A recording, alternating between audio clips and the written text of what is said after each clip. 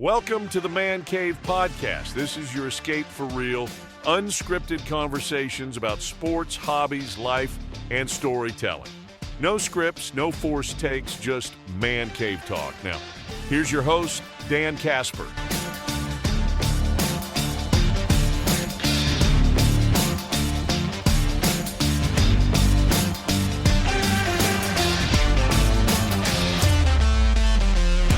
Always good when we do some giveaways, and I can see first-time texters chiming in. So if you're just joining in because it is a Wednesday, and we've got a couple cards we're giving away today. Since it's the NFL Draft, right? So yeah, we're going to give away a couple. We got a Matthew Golden rookie, and then this Sterling Sharp Topps Chrome, numbered 16 out of 50. These were, again, donated by one of our listeners, Paul. So the trivia question, the Packers did draft 2 Pro Bowlers at number 52 in their history, which is the number that the Packers currently hold right now at draft pick number 52. One of them, you got to go back to 1952, Dave Hanner. He was a defensive tackle. Who was the latest one? And the hint is it was a wide receiver. So if you can text in your answers or hit us up on the YouTube chat, if you get it right, we'll add you to the drawing. So I like that you don't mail in the trivia questions. That's a tough one. I like that. Right? Yeah. So we got some interesting answers so far. So the Sterling Sharp is actually a perfect example of what we talked about a couple of weeks ago. That's an unlicensed card. Is it? So that's okay. Before Topps had the license. There's no logo on there. That's no right. Logo. Yeah. OG. I just noticed that. You're right. So, but that's going to change now with Topps, right? It or has already in the last week or so. Mm-hmm. Yeah, it's been a crazy. I think the release of Topps Chrome Football was April 14th or 15th, so we're about a week into it. Yeah. And it's been flying fast. Well, let's kind of lead off to that because I think, we were talking a little bit about it last week and such. And, I'd seen stuff online and people were pumped, pre-ordering and all that stuff. I mean, give us a little bit of a glimpse. How crazy was it on your ends? So it was, the release was crazy for a number of reasons. You could talk about the sealed prices, the retail, all that stuff. Like, you can't find it on the shelves at Target right now. You can't find it because it sold out very fast. Mm-hmm. Those, like the value boxes or blasters, as you call them, like, I believe that those were priced at $40 at Target, if I'm not mistaken, $39.99. And they, the secondary market on those, people are selling them for $100 each, $90 each. Like, people are, so, practice patience is my recommendation on this stuff, right? You will eventually see some more product. But, there's the other thing about it is that the singles out of the gate, and this is a good lesson that we can talk about for Bowman, which is coming out today. Okay. Which is Bowman Basketball. It's the new Topps basketball product. It'll have collegiate players as well as pro players.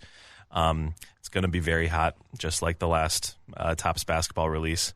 But the singles prices in the first couple of weeks are absolutely crazy compared to what they will level out to. And that's, part of what I wanted to talk about today. All right. So, I mean, it's good to know because, I've been looking at some of the singles and stuff on there, like eBay or wherever the case may be and such. So is it just, like a supply and demand sort of thing? Or it's the heat of a new product, right? Okay. People are excited to see a new product, and so they will, especially because this is so new. This is not only new in the sense that it's a new product, but it's also Topps is back. Topps licensing is back. And so, I mean, they've got shirts out now, I've seen too. Yes, Topps football shirts. Yeah, absolutely. But this is more of the high end side of it, but this applies to the low end side too. Mm-hmm. When I say high end, I mean more expensive cards versus low end, less expensive cards. But like, for example, the Jaden Daniels Kaiju, which is a super short print insert in hobby boxes of Topps Chrome. The first one sold for $13,000. Holy moly. The first one that hit the market. Which is another lesson. Sell your singles early if you hit them, right. But the last one sold for $5,500, the most recent one. Wow. So that's how quickly the market has dropped. The bottom has dropped out on that card. Mm-hmm. I don't know who's spending $13,000 on that. Feels like a very crazy decision. But you don't know exactly how short printed some of these super short prints are going to be until the market starts to see them, right? So part of the reason that has dropped a bunch is that people are like, oh, there's way more kaijus on eBay than I thought there would be. right? It's a very cool looking insert. It's beautiful. But the kaijus are a perfect example of like that hype out of the gate.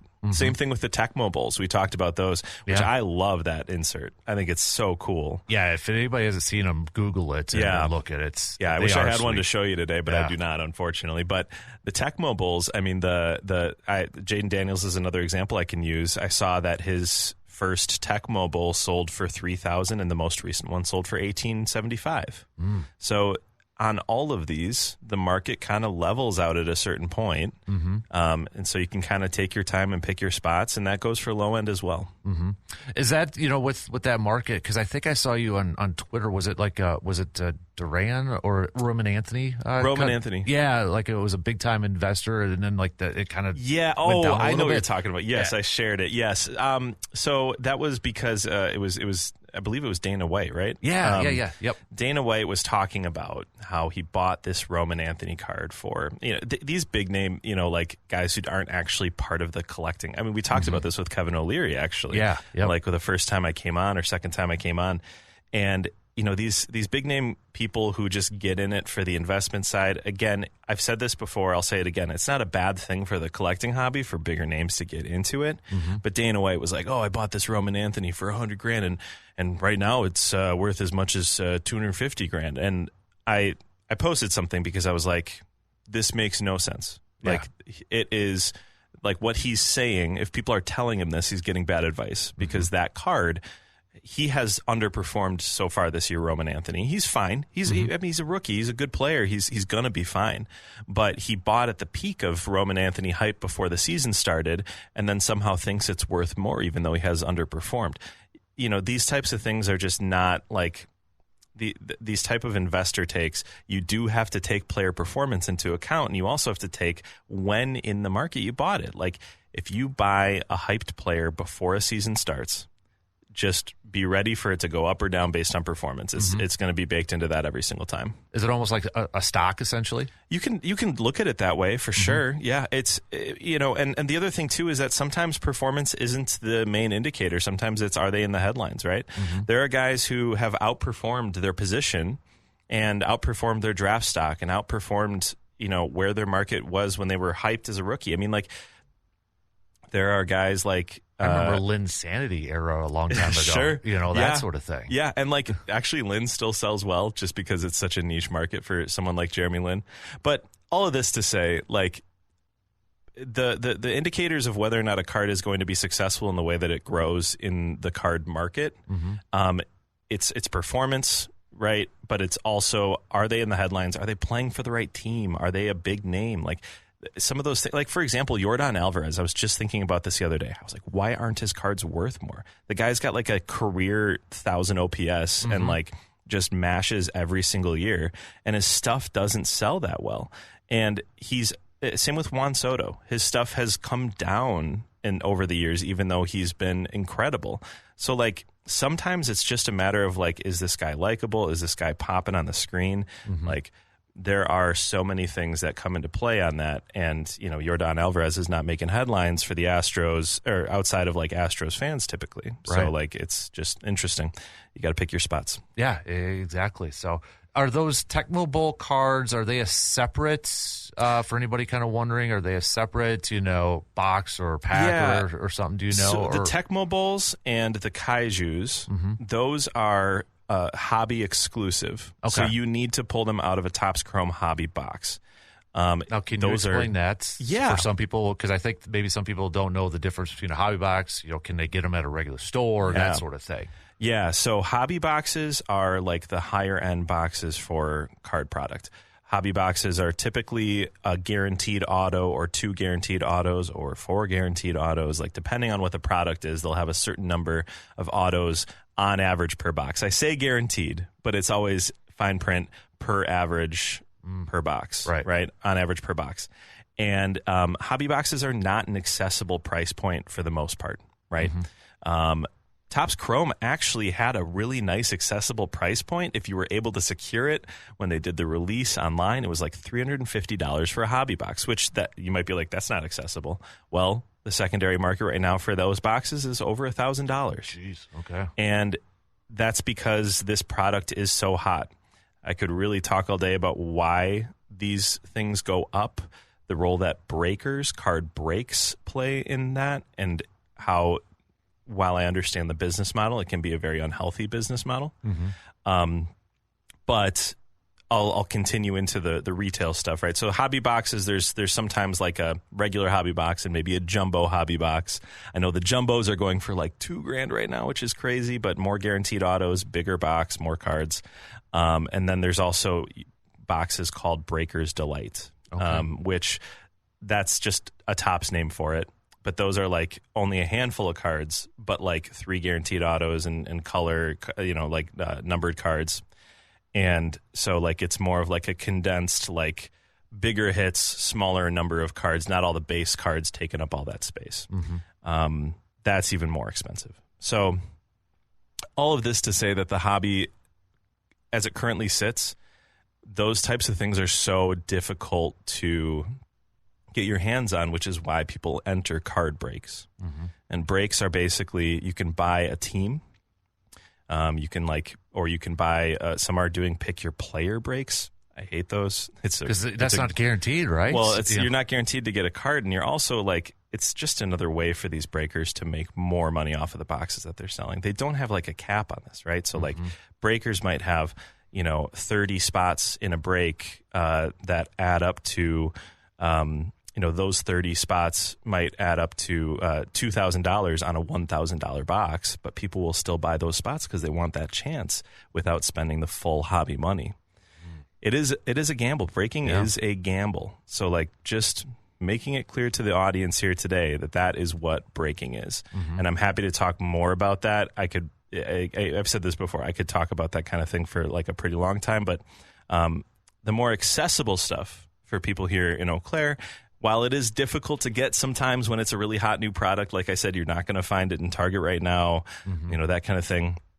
But Bowman should be hitting Target shelves or other shelves, today or tomorrow or something. I don't have the knowledge on this. Okay, this is not a report. This is not breaking news.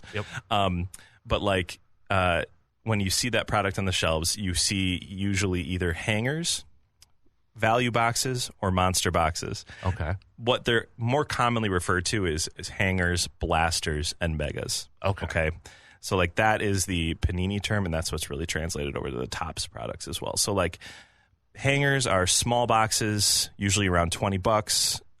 They contain just a handful of cards, but honestly, they usually are pretty good bang for your buck. Blasters are a slightly bigger box than that, usually around $30 to $40, sometimes more these days.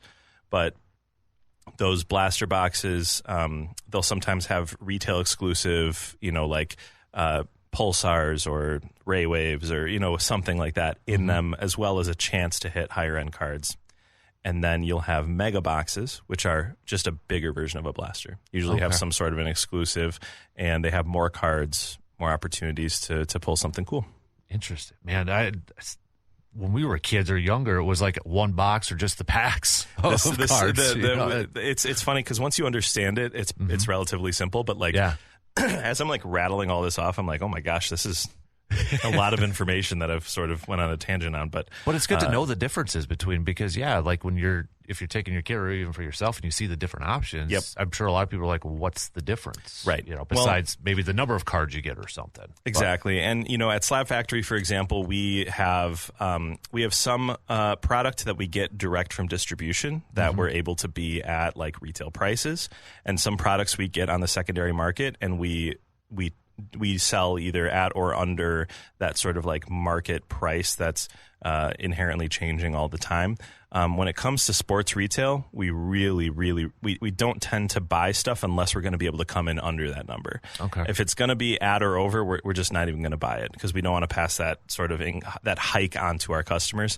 And like it just makes it a big congested mess when everyone sort of agrees to that same sort of inflated price at all times. Right. So you also want to transition to some grading talk? Talk a little bit about bit grading? lighter talk here. Yeah. I'll say just one more thing. It sounds like almost like too much sometimes when I talk about it like that. When it comes to getting that retail, getting the product, talk to your local card shops. we are always happy to talk. There are ways for you to get your hands on stuff that we can help with, whether it's online or in person. And we also will always have singles coming into the shop. And if you're looking for something specific, just tell your local card shop, hey, I really want one of these. If one comes in, or if you get an opportunity to get one, we'll help you get it. Okay. Right? So I just want to make that clear. Yeah, definitely. Talking grading. I'll just kind of launch into it. Grading cards is a practice that has been going on for a very long time, but it's been way bigger in the last 5 to 10 years. The volume at which cards are getting graded is pretty crazy, especially because the Pokemon card grading market is pretty crazy. But I'm going to talk sports grading today. We submit to really, when it comes to sports, we really only submit to PSA through the shop, but we'll help you if you want to submit to other sports graders. But we have, I'll just show examples of these different grading companies and kind of what it's like. How much time do I have? Because I don't want to. Okay. No, you're good, man. So I control back here. You're good. I was going to say, I'm hearing a lot of my own voice right now. No, you're good, dude. I'll just show this. This is a PSA graded slab. Okay. Oh, that's a nice. So this is a Jackson Churio. This is a second-year card of his from Bowman Chrome. And this was graded with PSA. And when it comes to PSA, you will hear the word upcharges, and people will be like, well, I hate upcharges.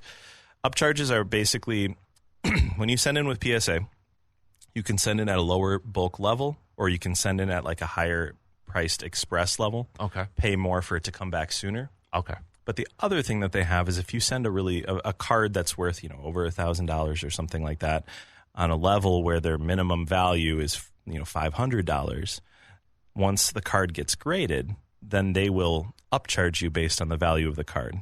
Okay. So upcharges, a lot of people don't like them. I understand why. I do understand why they exist. It does help, sort of trim the grading of, the mass volume of grading at the lower levels, so that those cards can move quicker through the system, and that the higher value cards can then be faster, and also not take up those spots of all the other cards, right? They also, you're typically getting your money back on it, in the sense that the value added to the card when it's graded that high is greater. But PSA, otherwise, it is the most reputable grading company in sports cards.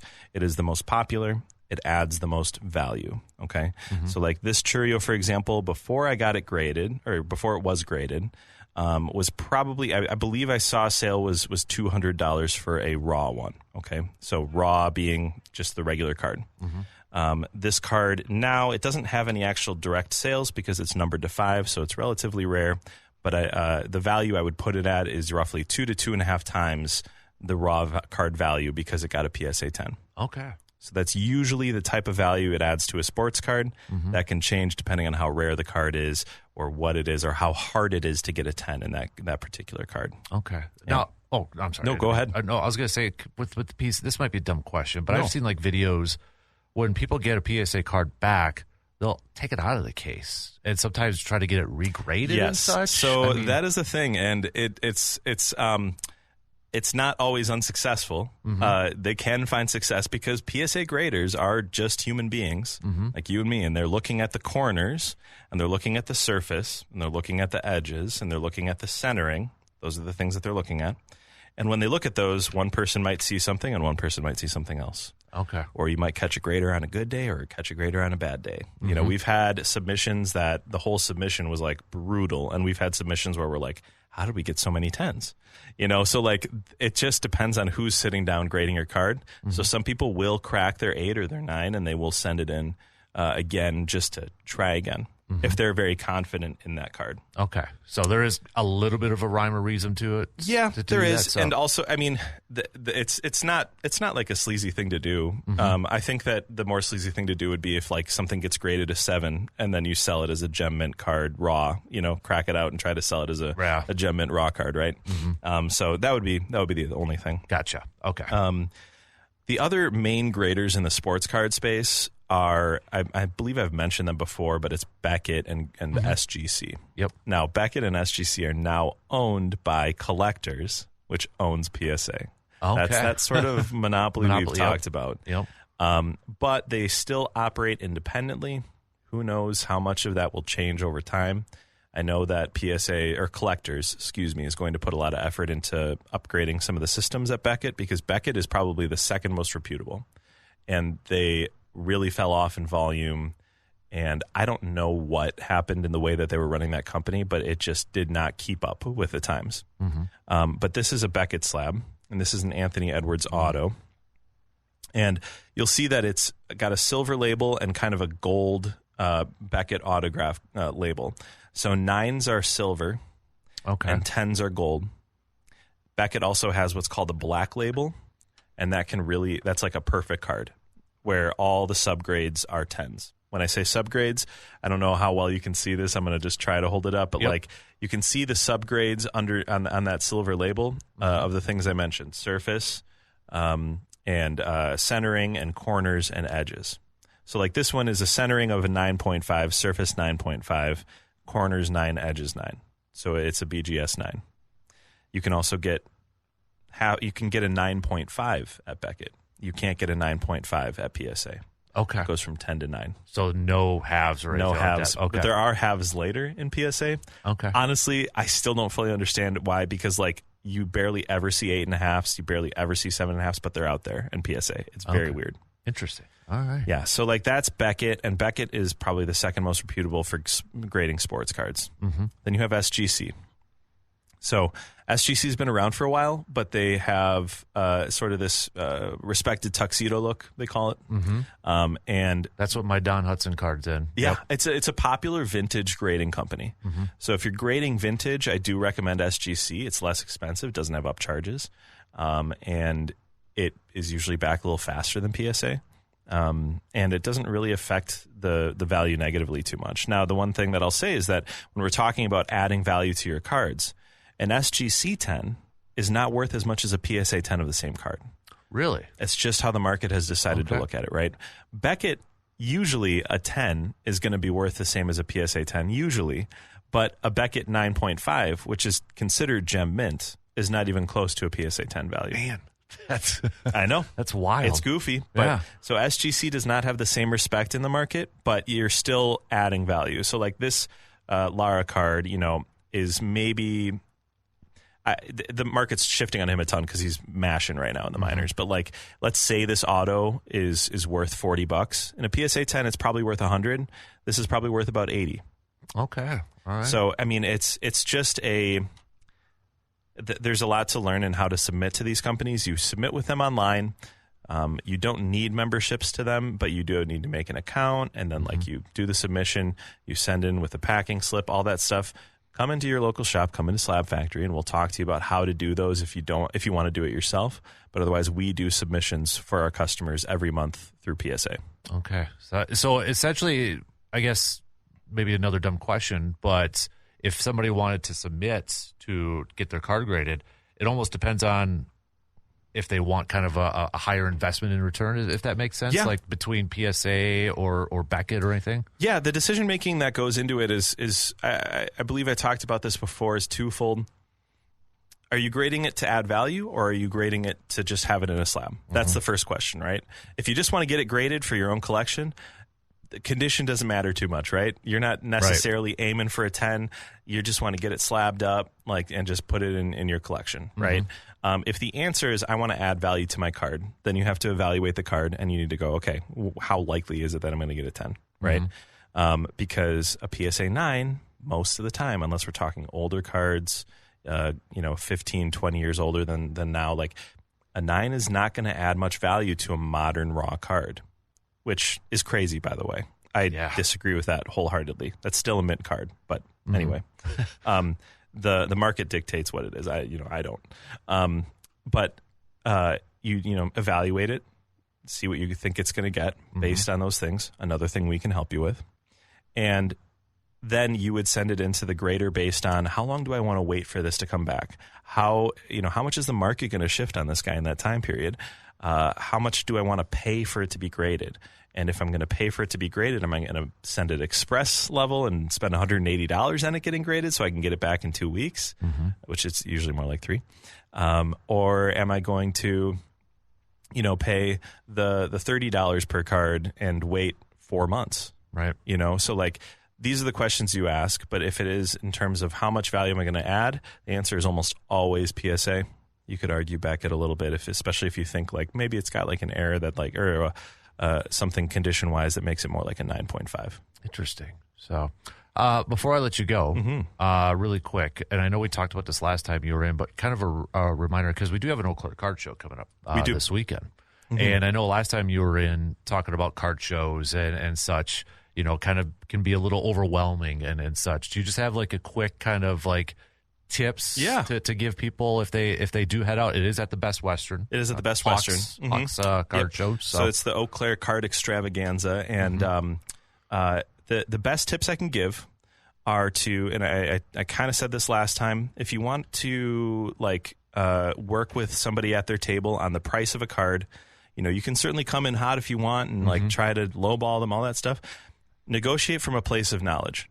If you see a card you like, try to comp it, right? Use the resources, Card Ladder, Alt, 130 Point, even eBay, to figure out what these have been selling for, right? And then come to them and say, hey, I think that this card is worth about this much based on this. Now, they might say, I don't care about your comps. I'm my sticker's the price.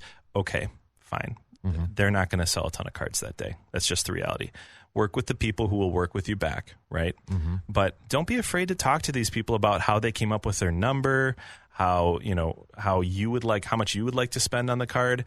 I think that the worst thing you can do is look at a $200 card and say, hey, I want that for $100. They're going to be like, get out of here, scram, kid. Yeah. So like, I just think that if you come at it from a place of trying to work with the person sitting across from you, and they are 90% of the time going to be really nice back and be able to work with you and help you understand how they came up with their number and that kind of thing. So. I just want to mention real quick too. I feel this is such a like. I'm just throwing this in at the end here. No, you're good. But I am going to something that's going to be pretty fun. That's sports related, so I wanted to throw it out there. I'm going to be at the Kings of Coob documentary.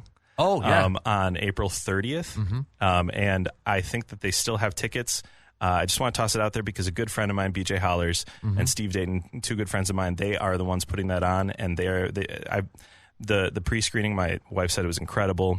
I just think that it's going to be an awesome thing for the Eau Claire community. The reason I bring it up is because I've been kicking around this idea of like maybe making some like custom Coob like cards of people in the area, because we have our slab factory slabs that we could make.